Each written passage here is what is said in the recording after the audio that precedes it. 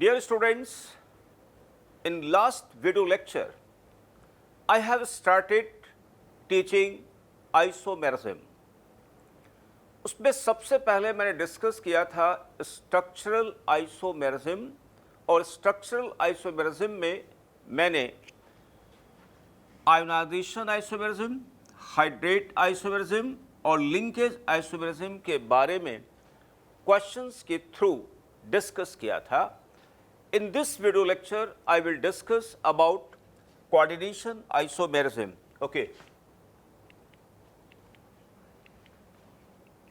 Students, suppose एक given coordination compound है, तो अब तक जो मैंने 3 structural isomerism पढ़ाई हैं, देखते हैं कि उनमें से कौन-कौन सा isomerism इसमें हो सकता है. सबसे पहले आयोनाइजेशन आइसोमेरिज्म.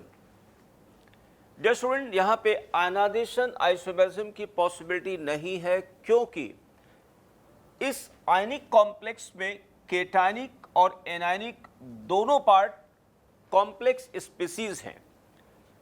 आयनाइजेशन आइसोमेरिज्म के लिए ज़रूरी क्या है कि आयोनाइजेशन स्फीयर में एनायनिक स्पीसीज होना ज़रूरी है. ओके, जबकि यहाँ पर एनायनिक जो स्पीसीज है वो कॉम्प्लेक्स स्पीसीज है, इसलिए नहीं हो सकता है. Second, hydrate isomerism is not exhibited by this complex species because again in ionization sphere there is no simple anion. आपको याद होगा ना कि अगर आयोनाइजेशन स्फीयर में सिंपल एनायन है, that anion will be exchange from water as a ligand, और तब तक एक्सचेंज करना है जब तक कि कॉम्प्लेक्स स्पीसीज आयनिक बना रहे. Next, linkage isomerism. Students, linkage isomerism के लिए बेसिक कंडीशन क्या है? एम्बिडेंटेड लिगेंड का होना. सो सी स्टूडेंट्स, NO2 यानी नाइट्राइटो यहाँ पर एम्बिडेंटेड लिगेंड है, इसलिए ये लिंकेज आइसोमेरिज्म शो कर सकता है. ओके, अब स्टूडेंट एक काम करते हैं, सबसे पहले हम लोग करेंगे इसका ऑक्सीडेशन स्टेट निकालेंगे. तो ऑक्सीडेशन स्टेट निकालने के लिए एक हिट एंड ट्रायल मेथड मैं आपको बताता हूँ. देखिए, cobalt and chromium both exhibit oxidation states +2 and +3. Suppose अगर इसकी ऑक्सीडेशन स्टेट अगर हम +2 ले लें स्टूडेंट्स, अगर इसकी हम 2 ले लेते हैं और इसकी भी ऑक्सीडेशन स्टेट अगर हम 2 ले लेते हैं, देन यहाँ पर आ जाएगा कितना? 2+, यहाँ पर 4-, नॉट पॉसिबल. अगर हम यहाँ पे +2 ले लें स्टूडेंट्स, यहाँ पे +3 ले लें तो 2+, 3-, नॉट पॉसिबल, बिकॉज स्टोकियोमेट्री हो जाएगी 3-2. अगर हम इसको 3 ले लेते हैं स्टूडेंट्स, इसको अगर हम 2 ले लेते हैं तो यहाँ पे 3+ और यहाँ पे 4-, अगेन नॉट पॉसिबल, क्योंकि स्टोकियोमेट्री अब हो जाएगी 4 and 3. अगर इसकी ऑक्सीडेशन स्टेट 3 ले लें तो यहाँ पर आ जाएगा स्टूडेंट 3 और यहाँ पर भी आ जाएगा 3-. Now it is possible. ठीक है स्टूडेंट्स. ओके, तो ऑक्सीडेशन स्टेट्स जो मैंने निकाली है, यानी दोनों सेंट्रल मेटल्स की ऑक्सीडेशन स्टेट आ रही है +3. ओके,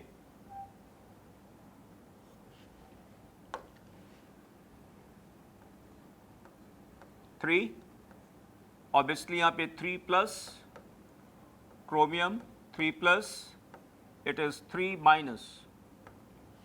ओके स्टूडेंट, नाउ अगर हम एनायनिक कॉम्प्लेक्स स्फीयर और केटायनिक कॉम्प्लेक्स स्फीयर के लिगेंड्स को आपस में एक्सचेंज करें such that coordination number of each central metal remains same. C, cobalt, NO2, H2O, whole 5, now 2+, chromium, NO2 whole 5 H2O, and it is 2 minus.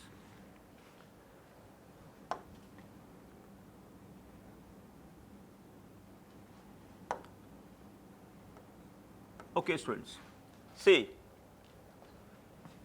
these two complexes have identical chemical formula, but they have different structures, and the cause of difference in structure is due to presence of different ligands in anionic and cationic coordination spheres. So obviously they are coordination isomers. Okay, अब देखिए ना students, in this case cationic complex sphere में central metal cobalt is bonded to 6 water, while in this case cobalt is bonded to 5 water and 1 NO2 minus. So different structures. Similarly, in this case chromium is bonded to NO2, 6 NO2, while in this case chromium is bonded to 5 NO2 and 1 water. Student, other now further और exchanges अगर हम करते हैं तो cobalt NO2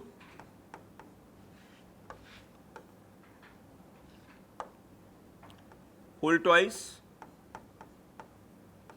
H2O 4 single plus chromium NO2 4 H2O whole twice single minus. Again students, another possibility, cobalt NO2 3 H2O 3 0 charge, chromium NO2 3 H2O 3 0. Next, chromium NO2 whole twice H2O 4 single plus cobalt NO2 4 H2O whole twice minus. Next, chromium NO2 H2O 5 2 plus cobalt NO2 whole 5 H2O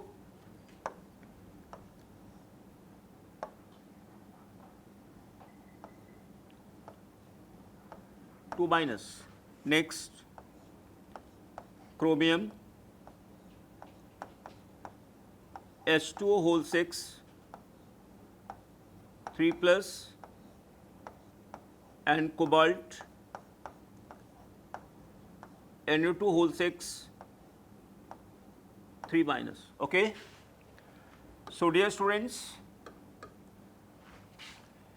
इस given coordination compound के ये मैंने कुछ species बनाए हैं, यानी isomer बनाने की कोशिश की है, लेकिन स्टूडेंट्स इस गिवन कॉम्प्लेक्स का ये कोऑर्डिनेशन आइसोमर है, ये कोऑर्डिनेशन आइसोमर है, ये कोऑर्डिनेशन आइसोमर नहीं है, क्योंकि यहाँ पे 0 चार्ज आ गया है. ठीक है ना, ये है आइसोमर, ये आइसोमर है, ये आइसोमर. ओके, तो डियर स्टूडेंट्स इसको एक्सप्लेन कैसे करेंगे. First of all, coordination isomerism will be exhibited by those ionic complexes in which cationic and anionic parts must be complex species, यानी cation और anion दोनों complex species होने चाहिए. One thing, And the second thing, कि how we will develop coordination isomers. तो coordination isomers are developed by exchange of ligands between cationic and anionic coordination spheres such that coordination number of each central metal remains same and the resulting complex must be ionic. आप देख रहे होंगे ये neutral हो गया, इसका मतलब होगा कि ये दोनों कोऑर्डिनेशन स्फीयर सेपरेटली एग्जिस्ट करेंगे और इसमें किसी का भी एक का फॉर्मूला इसके बराबर नहीं होगा, इसलिए कोऑर्डिनेशन आइसोमर नहीं है. Okay, this is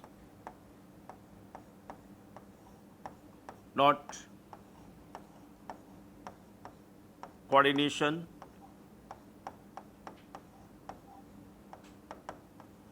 isomer. Okay. So student, next one more illustration. Say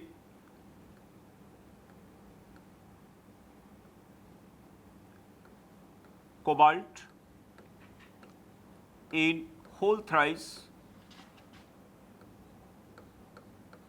NiCN whole 5. Okay. So dear students, obviously it can exhibit coordination isomerism because it is an ionic coordination compound, one thing. Second thing, cation and anion both are complex species. Okay. सबसे पहले first of all we will find out oxidation state of central metal cation.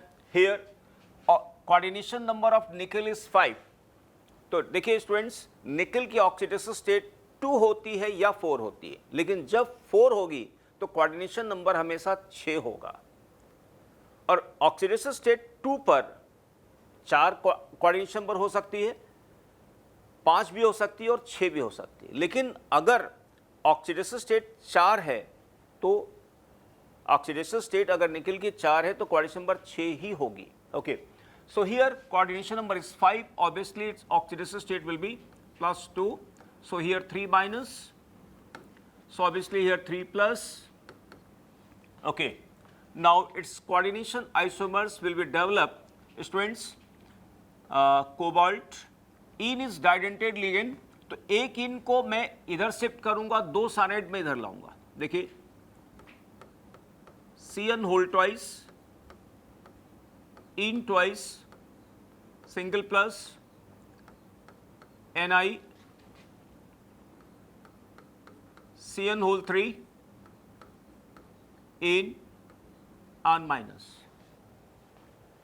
I think you all are understanding कि देखिए यहाँ पर in didentate ligand है, यानी didentate ligand will be exchanged by 2 monodentate ligand and only then coordination number will be maintained. Okay. Now students, next case is, अब यहाँ पे 2 cyanide को फिर एक्सचेंज करेंगे तो स्टूडेंट यहाँ पर क्या होगा, प्लस आ जाएगा, यहाँ पे माइनस आ जाएगा. तो पहले हम केटानिक पार्ट को पहले लिखेंगे स्टूडेंट्स. तो आगे यहाँ पर निकल निकल एंड देन यहाँ पे student CN in whole twice single plus and cobalt CN whole 4 and then in and single minus. Okay. So students, इस given complex species के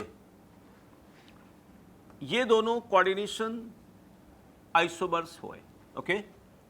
So dear student, this is all about coordination isomerism.